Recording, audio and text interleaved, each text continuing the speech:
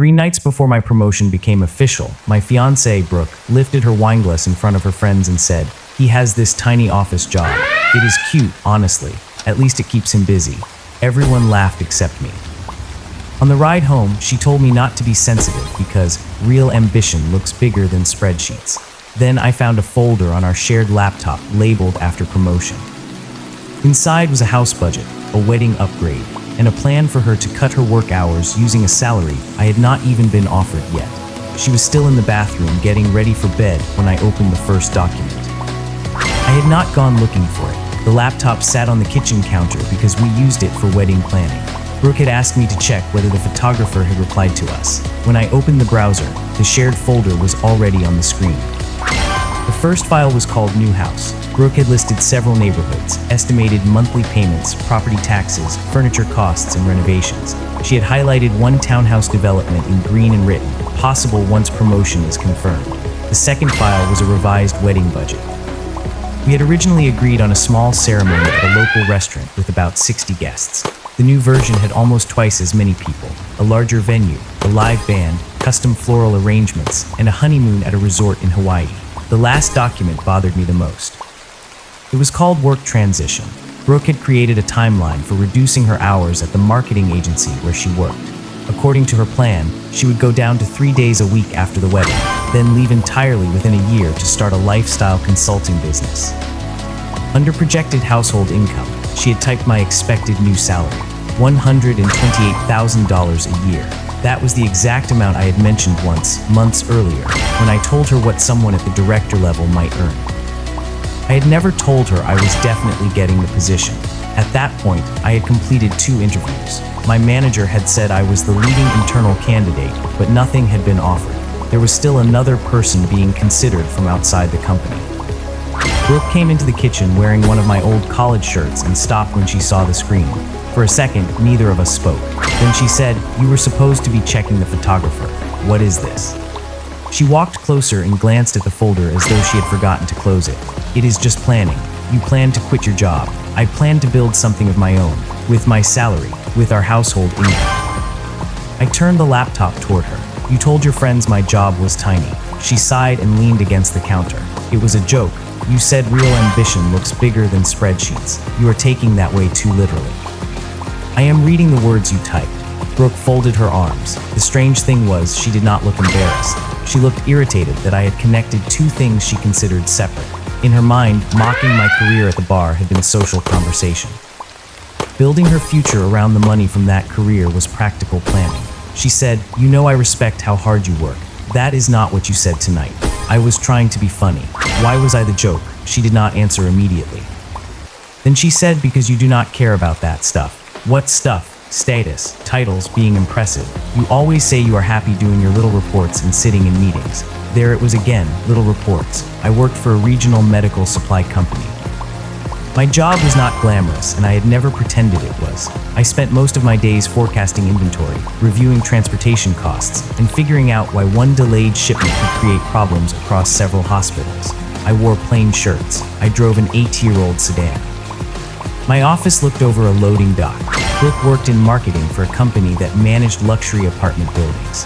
She attended launch parties, met real estate developers, and spent a lot of time around people who introduced themselves by mentioning their job titles. When we first started dating, I thought her confidence balanced me. She liked crowded rooms. I preferred quiet dinners. She could talk to anyone. I usually listened until I had something useful to say. For a while, that difference felt harmless. Looking back, I had ignored the moments when harmless became disrespectful.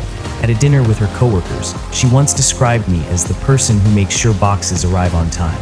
When her cousin asked whether I wanted to start my own company someday, Brooke answered for me. He is not really an entrepreneur type. Both statements contained enough truth that I told myself I was overreacting. I did work with shipments. I did not want to start a company. The part I avoided was the tone. She talked about my work as though stability was something that happened to people who lacked imagination. Standing in our kitchen that night, I asked her when she had created the folder. "A few weeks ago, before my final interview." "Yes." "Did you already talk to anyone about the townhouse?" Her expression changed slightly. "I requested information. That is not what I asked.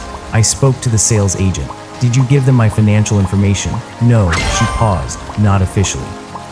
I closed the laptop. What does that mean? It means I told her roughly what our income would be after your promotion. She said we could probably qualify. We do not have that income. Not yet. And you are planning to reduce yours. Eventually. I rubbed my face and tried to slow the conversation down. Brooke had been drinking, and I had too. I did not want to make a permanent decision in the middle of the night because of a folder and one humiliating joke. That was my first instinct whenever we fought. Delay, calm down, assume there was a kinder explanation. Sometimes that was maturity. Other times it was how I avoided admitting that something had already changed. I told her I was going to sleep in the guest room. She stared at me, over a joke. Over the fact that you are embarrassed by my job, but already spending the money you think it will make. I am not spending anything. You upgraded the wedding budget. It is a spreadsheet. You contacted a real estate agent. That does not obligate us to buy something. You planned your resignation. I did not resign. Every answer was technically true. Together, they still formed a future I had never agreed to. Brooke followed me down the hall and said, "You are acting like I committed some huge betrayal. I do not know what to call it yet. What is that supposed to mean? It means I am not discussing this while we are both angry." She laughed once, but there was no humor in it. Of course, you need to process it like one of your office problems. I stopped at the guest room door. That office problem is apparently paying for your house, wedding, and career change. She looked away first. I barely slept. The next morning, Brooke left for work without speaking to me. Around 10, she sent a message saying we should talk that evening when we were calmer. I agreed. Then, just before lunch, my manager asked me to come into a conference room. The director of operations position was mine. The offer was almost exactly what Brooke had predicted. The base salary was $126,000, plus an annual performance bonus. I would manage a small team and take responsibility for several distribution sites. 6 months earlier, I would have called Brooke before signing anything. That day, I told my manager I needed until Monday. He seemed surprised, but he said that was fine. I went back to my desk and stared at the offer letter. I should have felt proud. Instead, all I could think about was Brooke's spreadsheet. I wondered whether I was being unfair. Couples discussed future income all the time. Engaged people planned houses, weddings, and career changes together. But that was the problem. Brooke had not planned with me. She had planned around me.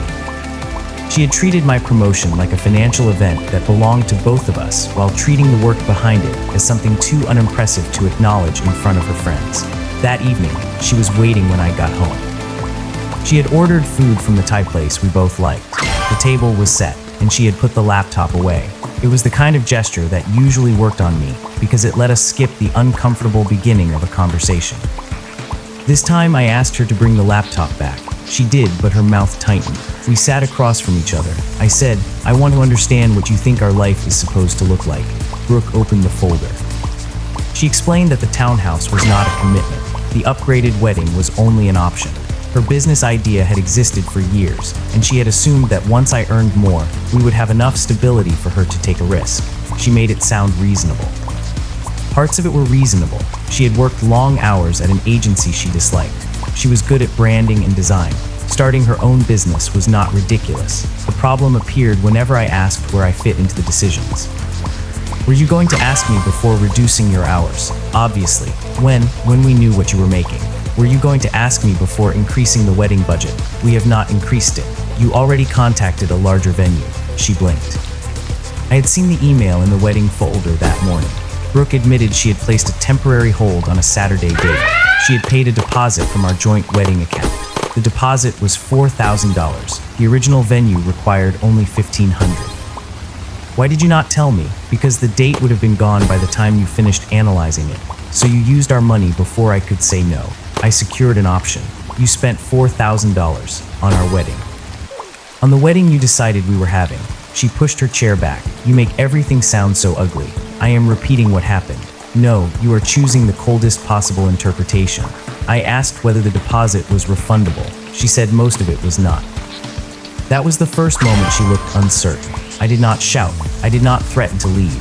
I just asked her to show me the account. For the previous year, I had deposited more into the wedding fund because I earned more than she did.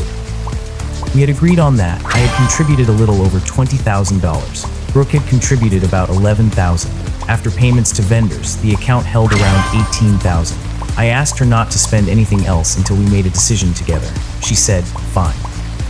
Then she added, "But you need to stop treating me like I am trying to steal from you.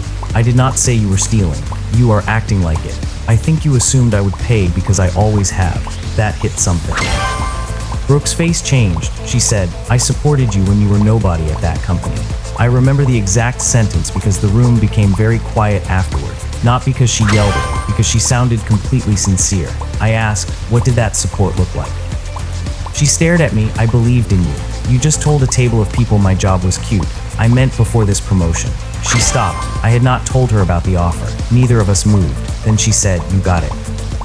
I should have answered directly. Instead, I asked, "Is that the part you heard?" Her expression shifted from surprise to excitement, and then to anger because I was not sharing that excitement with her. "You got the job and did not tell me. I got an offer today." "Oh my God," she stood and came around the table. For 1 second, I thought she might hug me. Instead, she said, "What is the salary?" I looked at her. She must have seen something in my face because she stopped. "That came out wrong," she said. "It came out fast. I am happy for you." "Are you?" "Of course I am. Would you be happy if the salary stayed the same?" She turned away and started gathering the food containers even though neither of us had eaten. She said I was setting traps in the conversation. She said I had already decided she was a bad person and was asking questions designed to confirm it. There may have been some truth in that. Once I saw the folder, every sentence sounded like evidence. I was hurt, and hurt can make anyone interpret things in the least generous way. I told her that. I said, "Maybe I am reading some of this too harshly, but I cannot marry you while I am wondering whether you respect me." Brooke put the containers down. "So what are you saying?" "I am saying we pause the wedding." Her eyes filled immediately. "Because I made one joke, because you made financial decisions without me. I reserved a venue, with our money, for us. You planned to reduce your income based on mine. I was planning a future. You planned a future where I keep doing the job you look down on so you can stop doing the job you dislike." She sat down again. For the next hour, we went in circles. She apologized for the joke, but said I was using it to punish her for being ambitious. She admitted she should have discussed the deposit, but insisted it was a good venue, and we would have chosen it anyway. She said the business timeline was only a dream. Whenever she apologized, the apology ended with an explanation of why my reaction was too large. Eventually, I told her I needed several days apart. I packed a bag and stayed with my older brother, who lived about 20 minutes away. I did not tell him the entire story that night. I only said Brooke and I had a serious disagreement about the wedding and money. He asked whether I wanted advice. I said no. He handed me a spare key and left it there. Over the weekend, Brooke sent messages ranging from apologetic to furious. On Saturday morning, she wrote that she understood why the joke hurt me. By Saturday evening, she said I was humiliating her by refusing to answer questions from the venue. On Sunday, she sent a screenshot of the townhouse listing and wrote, "I guess none of this matters to you anymore." That message clarified something. I had spent the weekend asking whether I could forgive the insult. The insult was not really the largest problem. The largest problem was that Brooke viewed my participation in her plans as automatic. The house mattered because I would qualify for it. The wedding mattered because I would fund most of it. Her business mattered because my income would absorb the risk. My opinion entered the process only after she had selected the outcome. On Sunday night, I opened the wedding account records and listed every contribution and payment. My job had trained me to document decisions, but there was nothing brilliant about what I did. I simply wanted to separate facts from anger. I calculated the amount each of us had contributed and the portion already spent. Then I transferred my remaining share into my personal savings account. I left Brooke's full remaining contribution untouched. I sent her the statement, the calculation, and a message explaining exactly what I had done. I also told her I would not sign a contract with the new venue or participate in the townhouse application. Brooke called immediately. "You emptied our wedding account." "No. Your money is still there. You cannot just decide which money is yours. I used our contribution records. We are engaged. We are pausing the wedding. You do not pause a wedding by taking the money. I'm not funding new decisions while we are separated." Her voice shook. What am I supposed to tell people? That question hurt more than I expected. Not because I wanted her to suffer, because even then, the first consequence she named was what other people would think. I told her we would speak in person Monday morning. That happened to be the morning several things reached her at once. I did not arrange it as a dramatic reveal. It was simply the first business day after I had stopped cooperating. At 8:30, the venue coordinator emailed both of us and explained that the larger contract could not move forward without my signature. The deposit Brooke had paid would remain tied to the date for several weeks, but most of it was non-refundable if she canceled. At 9, the townhouse sales agent called Brooke. Without my income and participation, Brooke did not meet the development's financing requirements. At 9:15, I arrived at the apartment with the engagement ring box in my coat pocket. Brooke was sitting at the kitchen table in the same chair she had used on Friday. The laptop was open in front of her. Her phone kept lighting up with messages. She looked exhausted. "You contacted everyone," she said. "I told them I was not participating." "You could have warned me." "I did. You said you wanted space. You did not say you were destroying everything." "I withdrew from plans I never agreed to. They were our plans." "No, they were yours with my income attached."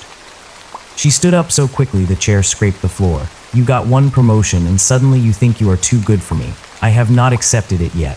That stopped her. She stared at me. "What?" I asked for time. "Why would you do that?" "Because my life was changing and I wanted to make sure I understood what I was agreeing to." "You cannot turn it down because we had a fight." "I am not turning it down." "Then why are you doing this?" I took the ring box out of my pocket and placed it on the table.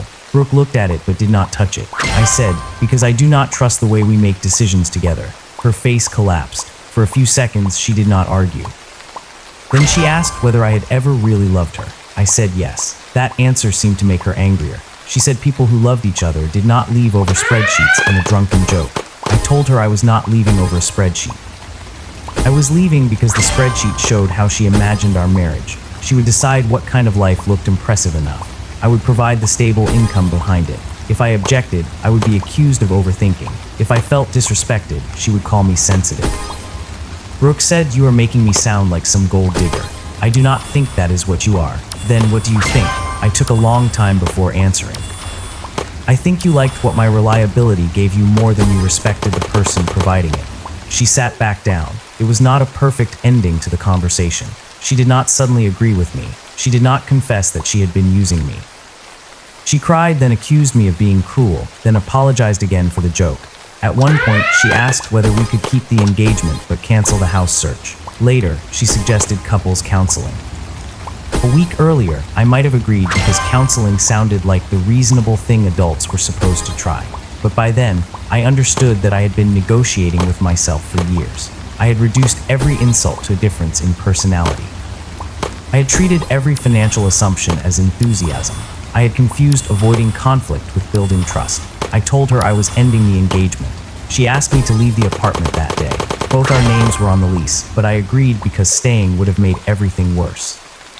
I moved the rest of my clothes to my brother's place and kept paying my half until Brooke found a roommate 2 months later. The venue kept most of the deposit. Since Brooke had signed the reservation and made the payment without telling me, she accepted the loss, though she reminded me about it several times during the breakup. She kept her job. She did not lose her home or fall into financial ruin.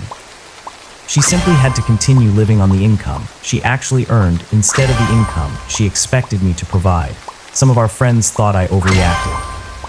Jenna, who had been at the bar, called me and said Brooke's joke was rude, but ending an engagement over it seemed extreme. I told her the joke was only how I noticed the larger problem. She said Brooke had always talked about us as a successful couple. I asked what Brooke usually mentioned when describing my part in that success. Jenna became quiet. She did not apologize, and I did not ask her to. Other people remained closer to Brooke. I understood why. They knew her version, and from the outside, my decision probably looked sudden. It had looked sudden to me too. On Monday afternoon, after returning the ring, I signed the promotion offer. I did not celebrate that night. My brother brought home 2 sandwiches, and we ate them at his kitchen counter while he complained about a leaking faucet. The promotion did not make me feel powerful. Mostly, it made me tired. Over the next few months, I learned the new role, rented a small apartment, and rebuilt the savings I had lost to wedding expenses. Brooke contacted me twice. The first time, she apologized more clearly than she had before. She said she had become obsessed with what our life was supposed to look like and had taken my support for granted. Then she added that she still believed I had punished her instead of giving her a chance to change. Both things might have been true from her perspective. The second time, she told me she had started seeing a therapist and asked whether I would meet for coffee. I declined. I still do not know whether she loved me or loved the security she associated with me. Realistically, it was probably not one or the other. People can care about someone and still reduce them to the role they play. My new office is not much bigger than the old one. It has a door now and a narrow window facing the same loading dock. A few weeks after I moved in, one of my employees apologized for interrupting me while I was reviewing a forecasting report. I told him it was fine. Then I looked at the spreadsheet on my screen and thought about that night at the bar. Brooke had been right about one thing. My office job was small and ordinary. It just was not small enough to build a life on without asking me first.